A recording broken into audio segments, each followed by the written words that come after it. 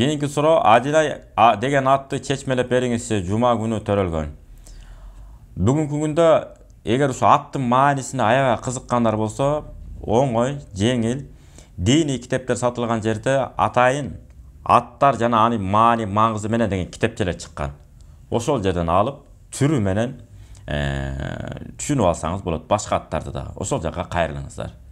Кээде ар бир суроого эле баягы жооп бере берген адам муну жинди деп ойлойт деп го. Себеби кээ бир суроолор бар, жооп берилбей эле, жоопсуз эле суроо мындай эле түшүнүктүү боло турган. Ал кандай десе, Имам Малик рахматуллахи алейх 4 мазхабтын басын бирөөсү. 40 канча суроо менен келгенде, бирөө ата 42 дейт, бирөө 41 дейт, ошо 40 канча суроо менен келет. Ошого келгенде 2 суроосуна жооп берип, калганына жооп бербей коет.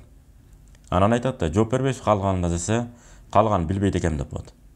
Десе, ал айтат, сиз кандай жооп бербейсиз? Мадина шаарынын имамы болсоңуз, десе, эл дагы эмне деп айтат? Десе, элге айтып кой, Имам Малик жахил экен, билбейт экен деп айтып кое бер дейт.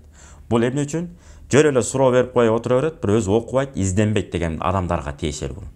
Ошон үчүн китеп окуу маданиятына калыптанып көнүп алган болсок, керемет, жеңил, жөнөкөй, даарат, намаз, орозо, закат, ажылык боюнча жана Google'дан ислам негиздери деген китепти көчүрүп алсак, бүт маселе чечилет. Ошонун ичинен да суроо пайда болот. Мындай бүдөмүк болуп, түшүнүксүз болуп калып, мен мына китептен окудум, ушул жерин мен түшүнбөй атам, ушуну мага ачыктап бер деп суралса, иншалла ошого өтүшүбүз керек. Барган сайын эми алхамдулилла азыр мурда дааратты кандай алат, намаз кантип окуп билбей жүрсөк, азыр даарат, орозо, закат боюнча Кудайга шүгүр, азыр мечиттер толо намаздар окулуп, билгендердин саны көбөйүп, шүгүр болуп калды.